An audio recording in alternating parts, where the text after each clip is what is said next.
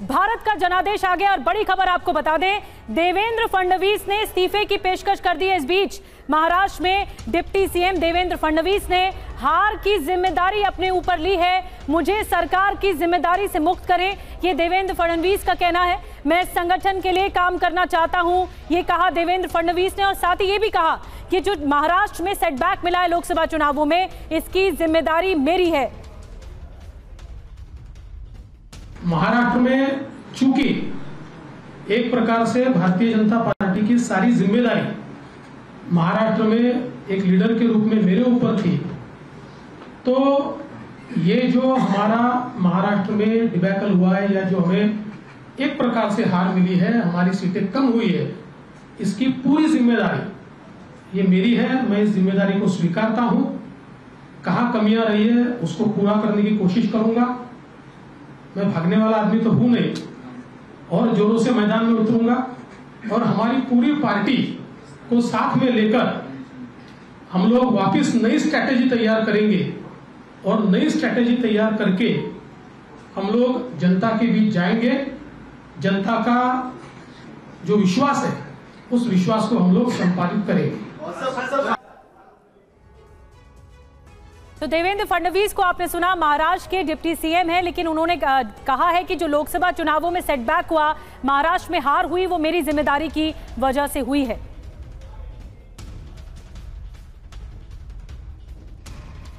और किशोरी लाल शर्मा हमारे साथ जुड़ चुके हैं इस वक्त, जिन्होंने अमेठी सीट से स्मृति ईरानी को हराया है। किशोरी लाल जी, बहुत बहुत स्वागत है आपका। और एक बड़े अंतर से आपने हराया है। स्मृति ईरानी ने हार स्वीकार की और कहा कि ये आगे मेहनत और की जाएगी, लेकिन क्या वो वजहें रही जो जीत की वजह बनी आपके लिए? हमने लोकल मुद्दों पे चुनाव लड़ा और लोकल मुद्दे जनता जानती थी कि ये हुए नहीं पूरे। तो जो इन्होंने 2014 के इलेक्शन मैनिफेस्टो में वादे किए थे, हम उन्हीं को लेके जनता के बीच में गए और जनता को बताया कि ये मुद्दे अगर पूरे हुए हैं तो बीजेपी को इन मुद्दों पे इलेक्शन लड़ना चाहिए था, ना कि धार्मिक भावनाएं भड़का के या इस तरह का वो नहीं लेना चाहिए। तो जनता ने उसको स्वीकार किया और माना और उसके लिए ये बहुमत भी दिया उन्होंने। किशोरीलाल जी, लेकिन ये इंपॉर्टेंट है कि किस तरीके से जमीनी स्तर पर जुड़े मुद्दों के आधार पर आप जीत की बात कर रहे हैं, लेकिन यही दावे तो स्मृति ईरानी भी करती थी। क्या इंपॉर्टेंट ऐसे फैक्टर्स आपको लगे कि उनके उस दावे को जनता ने नकार दिया? नहीं, मैंने तो कहा ना कि लोगों ने मेरी बात सुनी, ठीक है, उस पर अमल किया और मेरे को जिताया उन्होंने। क्योंकि आप जिस तरीके से अमेठी को जमीनी स्तर पर समझते हैं, यहां पर चाहे जातिगत समीकरण की बात करें या मुद्दों की बात करें, शर्मा साहब, सवाल बस यही है कि आखिर क्या ऐसी वजह रही कि जनता ने आपका साथ स्वीकार किया? नहीं, देखिए, मैं वहां से मेरा कनेक्ट है 40 साल का जी, ठीक है। तो 40 साल से एक तरह से दूसरी या तीसरी पीढ़ी बदल जाती है। तो जब मैं अमेठी में, आज मैं तीसरी पीढ़ी के साथ भी काम कर रहा हूँ वहाँ पे, और पहली पीढ़ी भी है जो अभी जिंदा है, उनसे भी काम कर रहा हूँ। तो मतलब ये मेरा कहने का मतलब है कि अमेठी का मेरी यूएसपी ही अमेठी रायबरेली है। जी, आपकी यूएसपी अमेठी रायबरेली जरूर है, लेकिन ये सवाल इसलिए भी मैं दोबारा दोहरा रही हूँ शर्मा सर, क्योंकि जिस तरीके से अमेठी के साथ स्मृति ईरानी अपने दावे की कनेक्ट की बात करती थी, वो भी एक बड़े मार्जिन के साथ यहाँ पर जीत हासिल कर सकी थी। क्या आपको ये नहीं लगा कि कहीं ना कहीं कुछ आधार पर चुनौतियां आपके सामने भी थी आज के इस लेवल पर, जब वो अमेठी के साथ अपने कनेक्ट की बात करते हुए जनता के बीच हमेशा नजर आई?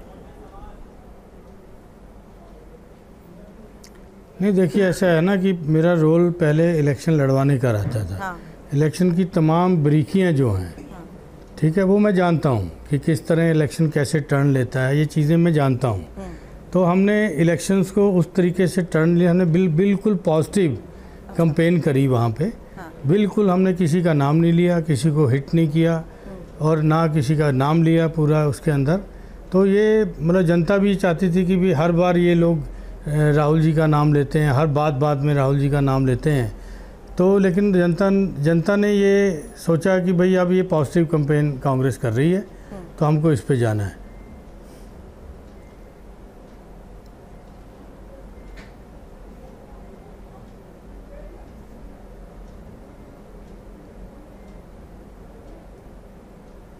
ये डिस्कनेक्ट हो गया। वोट समीकरण शर्मा सर कैसे साधा, ये भी एक इंपॉर्टेंट सवाल है समझना। नहीं, देखिए कि जो महागठबंधन का जो वोट था वो बिखरा नहीं, वो इंटैक्ट रहा। तो वो जीत का कारण एक वो भी है, एक फैक्टर है, क्योंकि यहाँ पे सपा के लोगों ने, आप के लोगों ने और जो छोटी पार्टियां जो हमारे साथ गठबंधन में हैं, इन सब का रोल रहा। सब ने बहुत किया। कांग्रेस के और सपा के वर्करों ने कंधे से कंधा मिला के बात किया, काम किया, और ये आगे के सुखद संकेत दे रही हैं भविष्य के लिए। जी, यानी आप कह रहे हैं कि कांग्रेस और समाजवादी पार्टी की ये जुगलबंदी ही थी जो जीत की ओर आगे बढ़ती नजर आई। लेकिन वो फैक्टर्स सर, कौन से ऐसे फैक्टर्स थे जिन्होंने कमाल कर दिया और सहयोग आपको इस बड़े आधार पर फैक्टर यही नहीं, देखिए कि फैक्टर यही था, वोट का डिवीज़न नहीं हुआ। ठीक है, वोट का डिवीज़न नहीं हुआ तो अच्छा नतीजा रहा, समाजवादी का भी, कांग्रेस का भी। जी, क्योंकि सर ये सवाल इसलिए भी मैं कर रही हूँ, आपको जिस तरीके से यहाँ पर सारी चीजों को प्रोजेक्ट किया गया, उन्होंने तो साफ तौर पर कह दिया कि राहुल गांधी के पीए है और पीए को यूं चुनावी मैदान में उतार दिया गया। क्या आपको लगता है कि कहीं ना कहीं इसे लाइटली ले लिया गया? नहीं, देखिए ये उनके संस्कार हैं, मेरे के बारे में क्या कहें, लेकिन मेरे संस्कार मेरे पिताजी ने मेरे को नहीं दिए कि मैं उनके प्रति अपशब्द बोलूं। ठीक है, उनका अधिकार है, वो बोल सकते हैं। ठीक है, लेकिन मेरा संस्कार ये नहीं कि मैं उनके इस तरह की बात का जवाब दूं। और शर्मा सर, प्रियंका गांधी जिस तरीके से वहां पर रही, तो क्या उनका भी बहुत बड़ा सपोर्ट आपको मिला? नहीं, देखिए प्रियंका जी, राहुल जी और खड़गे जी तीनों मेरे लिए गए, अखिलेश जी मेरे लिए गए, तो ये तो एक है बहुत बड़ी बात है कि मेरे कैंपेन को इन्होंने ताकत दिया, और ये उसका नतीजा है कि वहाँ की जनता की भाव और इनका प्रियंका जी, राहुल जी, खड़गे जी का जो है और अखिलेश जी का प्रचार मेरे उसमें आया, काम आया। जी, आपका इतने सालों का जो अनुभव आपने बताया अमेठी और रायबरेली के साथ, तो आपका कनेक्ट रहा, लेकिन आपके रूट्स तो पंजाब से जुड़े हुए हैं। तो पंजाब से जुड़े रूट्स होने के बावजूद आपको यहाँ पर इस तरीके से स्वीकार किया गया, इसको लेकर आप क्या सोचते हैं? नहीं, देखिए ऐसा है कि मेरा एड्रेस सिर्फ पंजाब का है। हाँ जी। ठीक है, और मैं शायद ज़िंदगी के 22 साल वहाँ बिताए हैं और 40 साल मैंने अमेठी रायबरेली में बिताए हैं। ठीक है, क्योंकि मेरा ये शुरू से मानना था कि मैं अमेठी रायबरेली में काम करने आया हूँ, तो मैं एक भी इनके लिए जो चीज़ बनी है मैं अपने लिए ना लूँ। अब मैं पीसीसी मेंबर हूँ तो पंजाब से हूँ, एआईसीसी मेंबर हूँ तो पंजाब से हूँ। ये मैं चाहता तो अमेठी रायबरेली से भी बन सकता था, तो मैं बन सकता था, लेकिन मैंने मतलब ये कभी नहीं सोचा मैं कि ये उनका हक है, उनको मिले, पंजाब में मेरा है तो मेरे को मिले। तो मैंने कभी ये नहीं सोचा था कि इतनी बड़ी जिम्मेवारी भी मेरे को मिलेगी, और मेरा आधार कार्ड भी पंजाब का है, मेरा वोटर लिस्ट भी पंजाब में हूँ, तो सब चीज़ मेरी पंजाब में है। व्यक्तिगत तौर पर तो बात कर ली, लेकिन एक बार फिर से राजनीतिक स्तर पर इसलिए बात कर रही हूँ क्योंकि डबल इंजन की सरकार के सामने अखिलेश और राहुल का एक साथ आना, किस तरीके से आपको लगता है कि ये एक बड़ी कामयाबी का सूत्र बना? नहीं, देखिए कि एक तो हम लोग जनता के बीच में सही मुद्दे लेके गए। अच्छा। चाहे राहुल जी हों, हमने बीजेपी की पिच पे खेला ही नहीं गठबंधन ने। उन्होंने बहुत कोशिश किया कि हमारी पिच पे आके कांग्रेस खेले, गठबंधन खेले, लेकिन ये स्ट्रेटजी बन गई थी हमको बीजेपी की पिच पे खेलना ही नहीं है इस बार, तो हम खेले नहीं, उनके जाल में फंसे नहीं। तो सर, लेकिन ये संभव आखिर कैसे हो पाया? ये संभव इसलिए हो पाया कि गठबंधन के नेताओं ने स्ट्रेटजी बनाई इसके लिए, और स्ट्रेटजी में गठबंधन कामयाब हुआ। सर, अमेठी से अयोध्या भी ज्यादा दूरी पर नहीं है, लेकिन अयोध्या में बीजेपी हार गई, सपा जीत गई, ये कैसे संभव हो पाया? नहीं, अब मेरे को तो वहाँ, क्योंकि मैं तो कभी मतलब उस तरफ देखा नहीं पॉलिटिकली कभी, कि मेरा फोकस रायबरेली अमेठी रहा हमेशा। तो ये तो बहुत बड़ी सोचने की विषय है कि जिस पे बीजेपी ये इलेक्शन को ले जाना चाहती थी और वही सीट हार गई, क्योंकि इन्होंने राम जी को, जो मर्यादा पुरुषोत्तम है, सबके राधे हैं, वो इलेक्शन की वस्तु नहीं थी। इन्होंने उनको इलेक्शन की वस्तु समझा और क्या नारा दिया, जो राम को लाए हैं हम उनको लाएंगे। राम तो यह कन कन में विद्वान हैं, तो राम को लाने वाले कौन होते हैं? इतना बड़ा अहंकार कि राम जो यहाँ के जनमानस की कन कन के अंदर बसे हुए हैं, मन मन में बसे हुए हैं, उनको लाने वाले लोग हो गए बीजेपी में। ये तो आश्चर्य की बात थी और जनता ने बता दिया उनको कि राम जी लाए नहीं कोई, मतलब राम जी हैं, विद्वान थे, हैं और रहेंगे। क्योंकि हम बार बार तमाम फैक्टर्स की बात कर रहे हैं सर, तो एक सवाल इस आधार पर भी कि क्या कहीं ना कहीं आपको लगता है कि जो इंडिया अलायंस है वो दलितों और मुस्लिमों का वोट कंसोलिडेट करने में कामयाब रहा? नहीं, बैकवर्ड का वोट, दलितों का वोट, माइनॉरिटी का और कुछ हद तक सभी वर्गों का वोट इस बार गठबंधन को मिला हुआ है।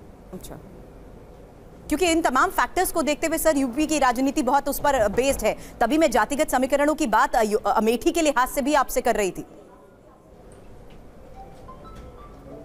जी जी, नहीं, अमेठी में देखिए मैं आपको बूथ्स गिना सकता हूँ कि वहाँ पे हर जाति के बूथ पे मेरे को वोट मिला है और मैं एक भी राउंड नहीं हारा, एक भी राउंड नहीं हारा। अभी मैं कैलकुलेट कर रहा हूँ कि मैं टोटल अगर बीजेपी से कितने बूथों पे बीजेपी ने मेरे को डिफीट दी है, तो ये मैं अभी आंकलन करूँगा, फिर आपको बताऊँगा भी। बिल्कुल ठीक है, लेकिन मैंने कोई राउंड नहीं हारा इलेक्शन में। बिल्कुल, ये बहुत बड़ी बात है और जिस तरीके से आपका कनेक्ट रहा है वो नतीजों में भी सामने आया है। लेकिन सर रायबरेली के साथ और अमेठी के साथ आपके कनेक्ट के साथ साथ मैं एक राहुल के कनेक्ट का सवाल भी आपसे क्यों रही हूँ, क्योंकि आप राहुल को ज्यादा करीब से जानते हैं और अब जिस तरीके से रायबरेली से उन्होंने जीत हासिल की है और वायनाड से भी बड़े अंतर से जीत हासिल की है, तो आपके लिहाज से क्या डिसीजन होना चाहिए राहुल गांधी का? मेरा व्यक्तिगत ये मानना है कि राहुल जी को रायबरेली रखना चाहिए, क्योंकि उनके दादाजी, दादी, उनके पिताजी और उनकी माँ वहाँ से सांसद रही हैं। ठीक है, तो मेरा भी है कि वो कंटिन्यूटी परिवार की वहाँ बनी रहे। हाँ, और फिर ज़्यादा वोट से हमने जीता भी है। ठीक है, अगर वोट की भी बात करें तो हमने एक राहुल जी से कहा था कि जो ज़्यादा वोट दे वहाँ पे आप फैसला ले लीजिए, तो रायबरेली ने थोड़ा बीट किया उनको। तो सर फिर वायनाड से कौन लड़ेगा? अब ये तो फैसला परिवार लेगा, पार्टी लेगी हमारी। आपकी व्यक्तिगत राय इस पर क्या है? मेरे को लगता है ना, नहीं मैंने तो कहा ना मेरी व्यक्तिगत राय है। तो सवाल यही सर कि क्या प्रियंका क्या वायनाड से लड़ेगी? रायबरेली को रखें। नहीं, मेरा आगे ये तो आप आगे प्रश्न एक्सटेंडेड प्रश्न पूछ रही है ना, आपने जो प्रश्न पूछा उसका जवाब मैंने आपको दिया। जी चलिए, ये आपने अभी नहीं बताया, लेकिन अपनी व्यक्तिगत राय आपने ये बता दी कि राहुल को रायबरेली ही चुनना चाहिए। लेकिन अब एक आखिरी सवाल शर्मा सर आपसे, क्योंकि स्मृति ईरानी जिस तरीके से अपने दावे करती थी उन तमाम दावों को अब रिजल्ट्स ने उल्टा साबित कर दिया है। वजह, उनकी हार की वजह आपके मुताबिक क्या है? वो तो पहला क्वेश्चन आपका यही था। जी बिल्कुल, जो मैं जवाब दे चुका हूँ। उसी से मैं अंत करना चाहती हूँ, ये समझते हुए कि आपको क्या लगता है इस बारे में, क्या मुख्य तौर पर वजह रही? नहीं, वजह मैंने वही बताया कि जो थोड़ा सा उनके लोगों का जो व्यवहार था पब्लिक के प्रति वो बहुत अच्छा नहीं था। एक भय का वातावरण वहाँ पे बनाया गया, प्रधानों को डराया गया और उसके बाद कोटेदारों को डराया गया। और दूसरा जो उन्होंने सबसे वादा किया था, मजाकिया भी है ये बात, कि 13 रुपये किलो चीनी दो, कमल का बटन दबाओ, 13 रुपये किलो चीनी लो। मैं तो पूरा अमेठी में घूमता रहा कि 13 रुपये किलो चीनी किस दुकान पे मिलेगी, वो मेरे को कोई दुकान मिली नहीं अमेठी में। किशोरी लाल जी, TV9 को वक्त देने के लिए बहुत बहुत शुक्रिया आपका, इस खास बातचीत के लिए बहुत बहुत शुक्रिया आपका। तो कांग्रेस के वरिष्ठ नेता किशोरी लाल शर्मा, जिन्होंने 2024 के इस लोकसभा चुनाव में शानदार जीत हासिल की और TV9 पर उन्होंने इस वक्त हर सवाल का खुलकर जवाब दिया है। और जिस तरीके से किशोरी लाल ने अमेठी से केंद्रीय मंत्री स्मृति ईरानी को हराते हुए पार्टी की पिछली हार का बदला लिया है, उसी को लेकर इस वक्त की ये सबसे बड़ी खबर हम आपको बता रहे हैं। हालांकि इस वक्त एक और बड़ी खबर इलेक्शन ब्रेकिंग आ रही है, जहां आपको बता दें कि हार जीत राजनीति का हिस्सा, ये प्रधानमंत्री नरेंद्र मोदी की तरफ से कहा गया है। इस वक्त एक और बड़ी खबर मिल रही है, नंबर गेम चलता रहता है, नरेंद्र मोदी की तरफ से ये कहा जा रहा है। हालांकि अब हार जीत राजनीति का हिस्सा है और नंबर गेम चलता है। मंत्रिपरिषद की बैठक में नरेंद्र मोदी की तरफ से क्या कहा गया, इस वक्त की एक बड़ी खबर है। तो नरेंद्र मोदी की पहली बार प्रतिक्रिया सामने आई है, हार जीत राजनीति का हिस्सा है, नंबर गेम चलता रहता है। चुनावों में ये जो जीत हुई है एनडीए सरकार की, उसके बाद जो नंबर कम हुए उस पर पहली बार प्रतिक्रिया दी है नरेंद्र मोदी ने। नंबर गेम चलता रहता है और हार जीत राजनीति में होती रहती है। यूपी में सबसे ज्यादा नुकसान हुआ, महाराष्ट्र में सबसे ज्यादा नुकसान हुआ बीजेपी को, और इसी वजह से जो नंबर कम हुए इस पर प्रधानमंत्री नरेंद्र मोदी की तरफ से पहली प्रतिक्रिया इस चुनावी नतीजे के बाद सामने आई, जनादेश के बाद सामने आई है। हार जीत राजनीति में चलती रहती है, नंबर गेम चलता रहता है। तो एक बार फिर से आपको बता दें, प्रधानमंत्री नरेंद्र मोदी ने कल संबोधन भी किया था जनादेश आने के बाद, और संबोधन में एनडीए सरकार की जीत बताया। उन्होंने कहा कि किस तरह से सहयोगी दल हमारे साथ खड़े रहे, और फिर आज उन्होंने बड़ी प्रतिक्रिया दी है, हम आगे भी खरे उतरेंगे, ये कहा प्रधानमंत्री मोदी ने। मंत्रिपरिषद की बैठक में प्रधानमंत्री ने बहुत महत्वपूर्ण बयान दिया है, हार जीत राजनीति का हिस्सा है और ये गेम, ये नंबर गेम चलता रहता है। हालांकि इस वक्त ये सबसे बड़ी खबर है, जहां देखिए किस तरीके से नतीजों के बाद प्रधानमंत्री का ये बयान बहुत महत्वपूर्ण है। हमने 10 साल अच्छा काम किया है। मंत्रिपरिषद की बैठक में प्रधानमंत्री की तरफ से और क्या क्या कहा गया है, एक एक इंफॉर्मेशन अब आपके सामने, जहां उन्होंने 10 साल के अच्छे काम की बात तो कही है, लेकिन ये भी कहा कि नंबर गेम चलता रहता है, हार जीत राजनीति का हिस्सा है। तो अब मंत्रिपरिषद की बैठक में सहयोगियों के साथ हो रही बातचीत के दौरान की ये इस वक्त की सबसे बड़ी खबरें सामने आ रही हैं, जहां प्रधानमंत्री नरेंद्र मोदी ने मंत्रिपरिषद में सहयोगियों से यह साफ तौर पर कहा कि हमने 10 साल अच्छा काम किया है और आगे भी करेंगे। आपको बता दें, इस्तीफे से पहले अपने आखिरी मंत्रिपरिषद की बैठक में चुनाव नतीजों पर इस वक्त की यह सबसे बड़ी खबर है, जहां प्रधानमंत्री नरेंद्र मोदी की तरफ से कहा गया कि हार जीत राजनीति का हिस्सा है, नंबर गेम चलती रहती है, 10 साल अच्छा काम किया है, आगे भी अच्छा काम करेंगे। तो अब जिस तरीके से मंत्रिपरिषद की इस वक्त बैठक हो रही है, आपको बता दें इस्तीफे के साथ ही ये आखिरी मंत्रिपरिषद की बैठक है, जिसमें इस वक्त प्रधानमंत्री नरेंद्र मोदी की तरफ से चुनाव के नतीजों को देखते हुए यह बड़ी बात कही गई है, और प्रधानमंत्री ने मंत्रिपरिषद में ही के सहयोगियों से यह बात कही है कि 10 साल अच्छा काम किया है और आगे भी अच्छा काम करेंगे। प्रधानमंत्री मोदी ने काउंसिल ऑफ मिनिस्टर्स यानी मंत्रिपरिषद के सहयोगियों से यह भी कहा है कि हमने 10 साल अच्छा काम किया और आगे भी निरंतरता जारी रहेगी। अमोद और ज्यादा जानकारी हमें दे रहे हैं। अमोद, और क्या बड़ी बातें प्रधानमंत्री मोदी की तरफ से कही गई? देखिए, प्रधानमंत्री मोदी ने सारे अपने जो सहयोगी थे उन सबका धन्यवाद भी किया, और जिस कैपेसिटी में जो काम कर रहा था उसकी तारीफ भी किया उन्होंने, और कहा कि 10 साल काम किया है लेकिन अभी बहुत सारा काम करना बाकी है, और इस लिहाज से वो नई सरकार का गठन जब करेंगे तो उसमें तमाम जो बाकी के काम हैं उनको पूरा किया जाएगा। और प्रधानमंत्री ने ये उम्मीद जताई है कि आगे जो सरकार चलेगी उसमें कई ऐसे निर्णायक फैसले होंगे, कई ऐसे निर्णायक काम किया जाएगा जो देश के लिए बहुत अहम है, और उसको जो लगातार वो पब्लिक डोमेन में भी बात रख रहे हैं कि कई कड़े फैसले लिए जा सकते हैं। तो ये सब बातें प्रधानमंत्री ने की, और निश्चित तौर पे आज एक आखिरी बैठक थी इस 17वीं लोकसभा को आज डिसॉल्व भी किया, और खुद से उन्होंने जाकर राष्ट्रपति को इस्तीफा भी दिया।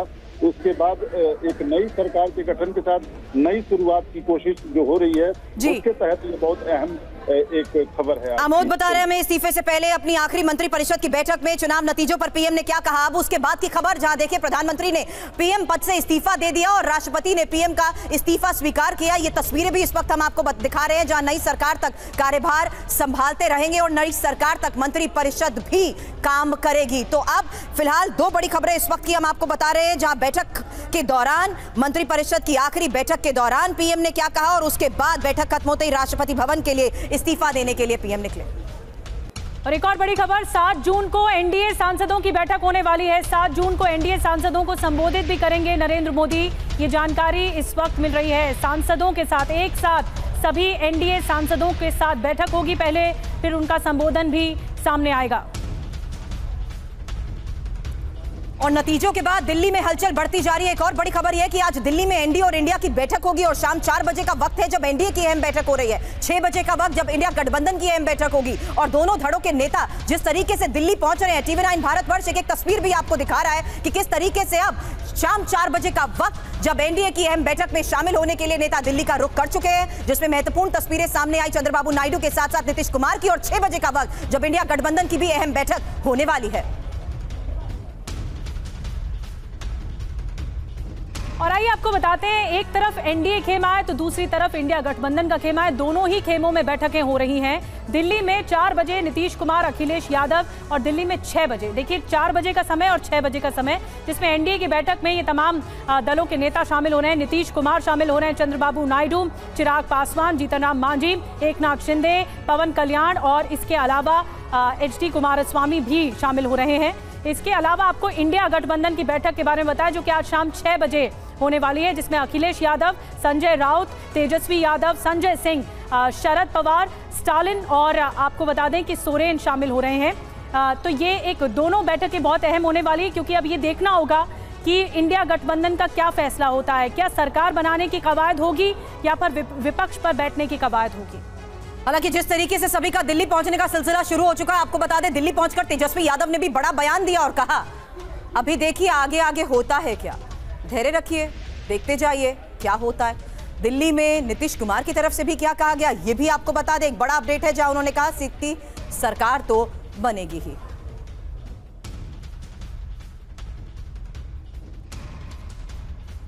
हमको लगता है थोड़ा धैर्य रखिए, अभी देखते जाइए क्या क्या होता है। सीएम के साथ आए, कोई बातचीत हुई या कुछ बात हुई करेंगे? बात भी सब बात लोगों की नमस्कार प्रणाम दुआ हुई।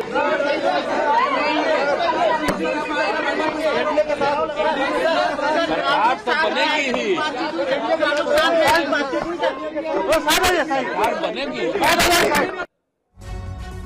चलिए तो फिलहाल इस वक्त दिल्ली में जारी हलचल की एक एक जानकारी तो आपको देते रहेंगे, लेकिन अब ग्राफिकली कुछ इन्फॉर्मेशन आपके सामने रखते हैं, क्योंकि 2024 के चुनाव में दल बदलू नेताओं का प्रदर्शन आखिर कैसा रहा, ये इस वक्त एक डिटेल इन्फॉर्मेशन आपके सामने है। जहां देखिए आखिर किस तरीके से बीजेपी की 56 लोगों को ये जो टिकट दी गई थी उनमें से 22 ही जीत हासिल कर पाए हैं, जबकि 34 को हार का सामना करना पड़ा है। इन्फॉर्मेशन कांग्रेस के लिहाज से भी आपके सामने, जहां पर देखिए 29 लोगों को टिकट दी गई, जिसमें से सिर्फ 6 ही जीत हासिल कर पाए, जबकि 23 को हार का सामना करना पड़ा। समाजवादी पार्टी की अगर बात करें तो 18 लोगों को यहां टिकट दी गई, जिसमें से 10 ने जीत हासिल की है और 8 हार गए। वहीं आम आदमी पार्टी की तरफ से 7 नए लोगों को मौका दिया गया था, हालांकि 2 ने जीत हासिल की और 5 को हार का सामना करना पड़ा। वहीं टीएमसी में 6, जिनमें से सिर्फ 1 ने जीत हासिल की और 5 हार गए, जबकि आरजेडी के 3 ऐसे थे जिन्हें दल बदलने के बाद टिकट दी गई थी और उनमें से तीनों ने ही हार का सामना किया।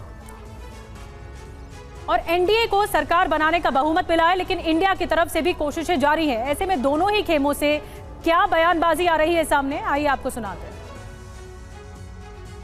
नंबर की बात है, नंबर की बात है, उनको भी नहीं मिला है। देखिए जनता ने नकारात्मक राजनीति को नकार दिया है। नकारात्मक राजनीति के खिलाफ मतदान हुआ है। सकारात्मक राजनीति हो, सामाजिक न्याय मिले, लोकतंत्र बचे, आरक्षण बचे या हमारा संविधान और बेहतर हो, तो उस दिशा में जनता का मतदान हुआ है। भारतीय जनता पार्टी ने हमेशा संविधान को ठेस पहुंचाने का काम किया। 10 साल में मोदी जी ने कोई हिसाब नहीं दिया, तो जनता ने उनको सबक सिखाया।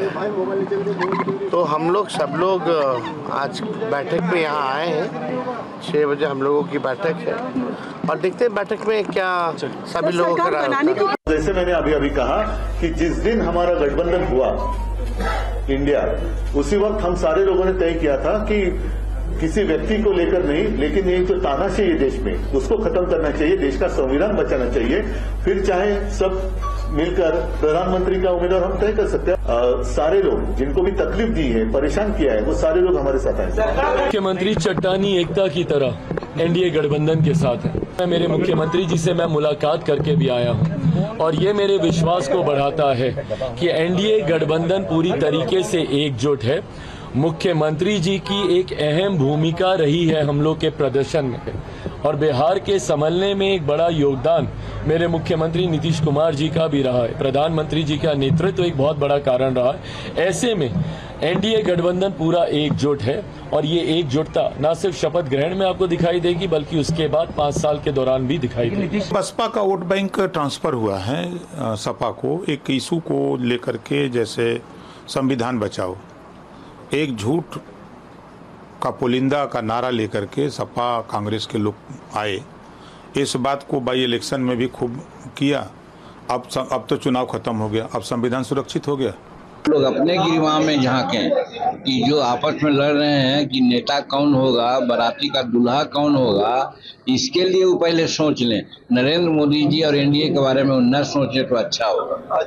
अब एक और इंपॉर्टेंट इन्फॉर्मेशन आपके सामने, जहां ग्राफिकली समझिए कि हिंदी पट्टी के 10 राज्यों में बीजेपी का प्रदर्शन कैसा रहा, क्योंकि यहां पर कुल 225 सीटें आती हैं और उन कुल 225 सीटों में यूपी में आती हैं 33 सीटें, जहां पर 2024 में ये 33 सीटें और हासिल इन्होंने की हैं, जबकि 2019 में यही 62 सीटों पर कब्जा था और 2024 में ये सिर्फ 33 सीटें हासिल कर पाए हैं। यानी 29 सीटों का यहां पर बड़ा लॉस देखने को मिल रहा है और यही यूपी के सबसे बड़े इंपॉर्टेंट फैक्टर्स के आधार पर हम चर्चा कर रहे हैं। लेकिन मध्य प्रदेश की बात करें तो यहां पर 29 सीटें हासिल की हैं और 28 पर पहले कब्जा किया था, यानी 1 सीट का ये गेन यहां पर मध्य प्रदेश में नजर आ रहा है। हालांकि बात बिहार की भी, क्योंकि बिहार में देखिए किस तरीके से 12 पर कब्जा करने में कामयाब रहे हैं, जबकि इससे पहले 2019 में 17 सीटों पर कब्जा किया था, यानी 5 का लॉस यहां देखने को मिल रहा है। वही बात छत्तीसगढ़ की, तो जहां पर 10 सीटों पर कब्जा हो सका है, उससे पहले हालांकि 2019 में 9 सीटें हासिल की थी और 1 गेन यहां पर नजर आ रहा है। और साथ ही यूपी के साथ साथ बात राजस्थान की भी, क्योंकि राजस्थान में जहां 2019 में 24 सीटों पर कब्जा किया था, वहीं इस बार 2024 में महज 14 सीटें ही हासिल करने में ये कामयाब रहे हैं। साथ ही हरियाणा, दिल्ली, उत्तराखंड, झारखंड, हिमाचल की भी क्विक इंफॉर्मेशन आपके सामने, जहां देखिए किस तरीके से ये सीट्स को लेकर भी साथ जनता ने दिया है। सर आगे की अब क्या रणनीति रहने वाली, किस तरह की? अब रणनीति के लिए तो जा रहे हैं, रणनीति क्या बनेगी अब पूछताछ करेंगे, वहाँ बातचीत होगी, उसी बार रणनीति बनेगी। सर कहा जा रहा है चंद्रबाबू नायडू और सर उनके ऊपर नहीं, ऐसी कोई बात, कोई हमारे से कोई बात नहीं। ठीक, चलिए, बहुत धन्यवाद।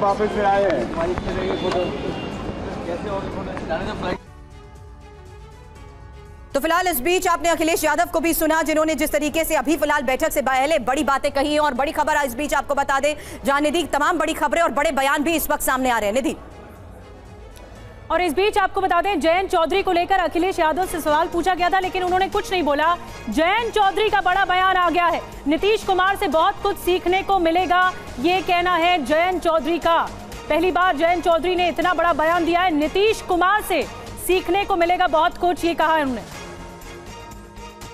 मुझे बात बताइए, विधानसभा के सदन में भी तो एक ही उस पे बैठते हैं सब लोग, इनका बातों का कोई अर्थ नहीं होता। नीतीश जी गंभीर राजनीतिक नेता हैं, देश को दिशा देने वाले नेता हैं, और नीतीश जी ने जब फैसला लिया इंडिया को छोड़ने का, उनके फैसले से ही प्रेरित होके लोकदल अगली पार्टी थी जिसने इंडिया को छोड़ के एनडीए का साथ आए हम। तो नीतीश जी से हम सीखने का हम उम्मीद करते हैं, मुझे और मौका मिलेगा, अवसर मिलेगा, साथ काम करेंगे एनडीए में। यूपी में इतनी कम सीटें आई हैं पहले के मुकाबले, क्या कुछ कारण मानते हैं? सीटों में गिरावट आई है, लोकदल एनडीए में आया, लोकदल ने अपनी ताकत दिखाई, हमारे क्षेत्रों में पूरी कोशिश हम लोगों ने की है कि ज्यादा से ज्यादा सीटें एनडीए के जीत के आए।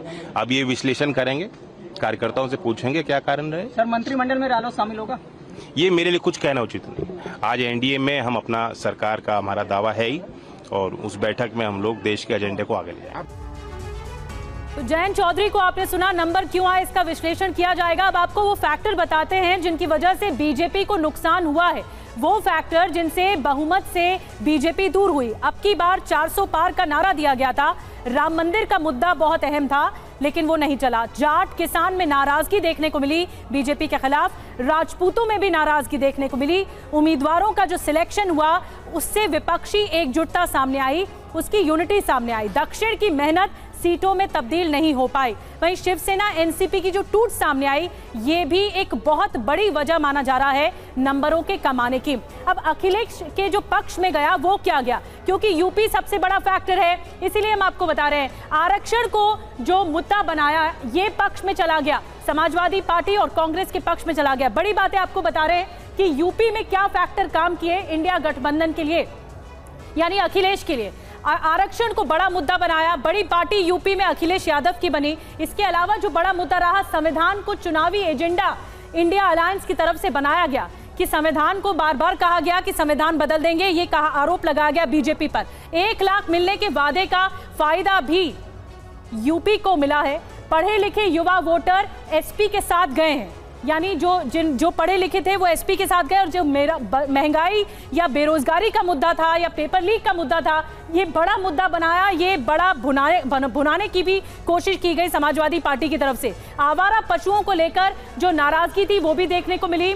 टिकट बंटवारे में नई इंजीनियरिंग देखने को मिली एसपी कांग्रेस की तरफ से। छोटी जातियों को पाले में किया गया अखिलेश यादव की तरफ से, और आक्रामक चुनावी अभियान चलाया गया जो जीत की वजह बना है। और बता दें, थोड़ी देर पहले ही स्मृति ईरानी को हराने वाले एल शर्मा को आप सुन रहे थे। अब आपको बताते हैं इस हार पर योगी सरकार के मंत्री की तरफ से क्या बयान दिया गया है। योगी के मंत्री धर्मवीर प्रजापति का यह बड़ा बयान, संविधान बदलने की बात से नुकसान, आरक्षण को लेकर हम जवाब नहीं दे पाए, उम्मीदवारों के खिलाफ नाराजगी थी, राजभर निषाद के बेटों के बयान, नुकसान। उत्तर प्रदेश से लोकसभा चुनाव के परिणाम आ गए हैं और बीजेपी को बहुत ज्यादा नुकसान उत्तर प्रदेश में हुआ है। हमारे साथ बातचीत करने के लिए उत्तर प्रदेश सरकार में स्वतंत्र प्रभार होमगार्ड मंत्री धर्मवीर प्रजापति जी हैं। प्रजापति जी, क्या हो गया?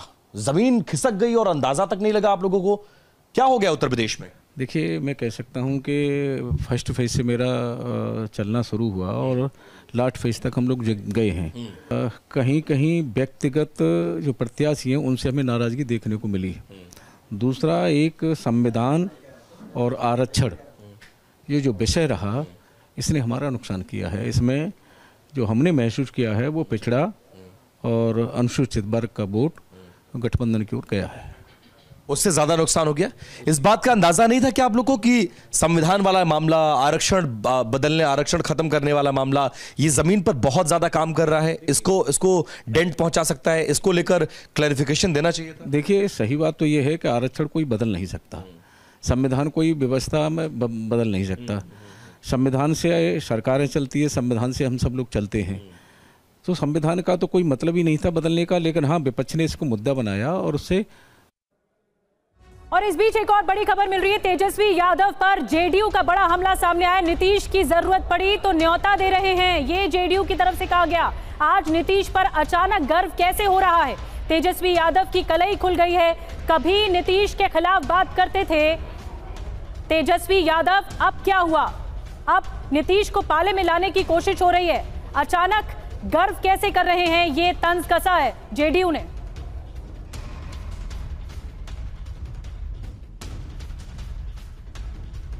और इस बीच एक और बड़ी खबर यह है कि कांग्रेस सरकार बनाने को उत्सुक नहीं। सोर्सेस के हवाले से ये बड़ी खबर आ रही है, लेकिन जिस तरीके से अब शाम 6 बजे होने वाली बैठक से पहले ये सोर्सेस के हवाले से बड़ी खबर आ रही है। इस बारे में हमारे सहयोगी से जानकारी लेंगे, लेकिन ये खबर बड़ी है कि कैसे कांग्रेस सरकार बनाने को उत्सुक नहीं है, जबकि कांग्रेस के ही सहयोगी ये साफ तौर पर बयान दे चुके हैं कि सरकार बनाने का प्रयास किया जाना चाहिए। अब देखना यह होगा कि शाम 6 बजे होने वाली इंडिया अलायंस की बैठक से पहले इस तरीके के बयान का मतलब क्या है, क्योंकि अब जिस तरीके से सहयोगी दलों के साथ इंडिया अलायंस की शाम 6 बजे बैठक होने वाली है, उससे पहले सोर्सेस के हवाले से ये बहुत बड़ी खबर आ रही है, जहां कहा जा रहा है कि कांग्रेस सरकार बनाने को उत्सुक नहीं है और इंडिया बैठक में कांग्रेस अपना पक्ष रखेगी। अब अपना पक्ष रखते हुए क्या कहा जाएगा, इस पर नजर आएगी। कुमार विक्रांत हमारे सहयोगी इस वक्त हमें ज्वाइन कर चुके हैं। कुमार, क्या खबर कि सरकार बनाने को उत्सुक नहीं है कांग्रेस? जी, कांग्रेस के जो आला सूत्र हैं उनका कहना है कि आज शाम की बैठक में जो कांग्रेस की राय है कि जो अंकगणित है उस लिहाज से सीधे तौर पर इंडिया गठबंधन के पास बहुमत नहीं है, ऐसे में वो बहुत ज्यादा सरकार बनाने के हक में नहीं है, उत्सुक नहीं है। लेकिन ये भी कहा जा रहा है कि उद्धव ठाकरे जैसे नेता जिन्होंने कहा है कि प्रधानमंत्री के पद का चयन होना चाहिए, सरकार बनाने का दावा पेश करना चाहिए, तो सहयोगी दलों की राय ली जाएगी और उसके बाद चर्चा की जाएगी और आपसी सहमति के बाद अंतिम फैसला बैठक में किया जाएगा। इस बैठक को देखते हुए इंपॉर्टेंट ये भी है कि आगे का अगला कदम कब उठाया जाएगा, क्योंकि यहाँ पर टाइम बाय करने का वक्त ही नहीं है। विक्रांत जी, इसीलिए मैंने कहा कि शाम की 6 बजे की बैठक बहुत महत्वपूर्ण है कि सहयोगी दल किस हद तक दबाव बनाते हैं और कांग्रेस पार्टी फिर ये भी पूछेगी कि अगर सरकार बनाना है तो क्या आप नीतीश कुमार, चंद्रबाबू नायडू और कुछ निर्दलीय विधायक, क्या ये आंकड़े का जो अंगणित 272 तक जा सकता है, वो कैसे जा सकता है? अगर उस सूरत में बात बनती है तो कांग्रेस पार्टी उस पर सहयोगियों के साथ भी अपनी राय रख सकती है। लेकिन शुरुआती तौर पर कांग्रेस ने कहा कि वो बहुत ज्यादा उत्सुक नहीं है। सहयोगी जो राय रखेंगे उस पर चर्चा करने के बाद आपसी सहमति से अंतिम फैसला बैठक में ही किया जाएगा आज शाम को। कुमार, एक बात बताइए, क्या नंबर कम है इसी वजह से कांग्रेस इंटरेस्टेड नहीं लग रही सरकार बनाने को? क्यों उत्सुकता नहीं है? देखिए, दो चीजें हैं, एक तो अंगणित सीधे तौर पर सामने नहीं आ पा रहा है, और दूसरी बात ये है कि कांग्रेस ये नहीं चाहती है कि सत्ता लोभी हो खुद को नजर आए, और लगातार वो प्रधानमंत्री मोदी पर दबाव बना रही है, लगातार हमलावर है, ये कहते हुए कि बीजेपी को 272 का आंकड़ा नहीं मिला है, पीएम की नैतिक हार रही है, उनको इस्तीफा देना चाहिए। तो एक नैतिक दबाव बनाने की कोशिश कांग्रेस पार्टी अपनी ओर से कर रही है इस बयान के जरिए। ठीक है कुमार, नजर बना के रखिए। बहुत बड़ी खबर दे रहे हैं कुमार विक्रांत, बैठक में कांग्रेस अपना पक्ष रखने भी वाली है। जो इंडिया अलायंस की बैठक होने वाली है, अब शाम 6 बजे का इंतजार करना होगा। कांग्रेस सरकार बनाने में उत्सुक नजर नहीं आ रही, ये कुमार बता रहे थे।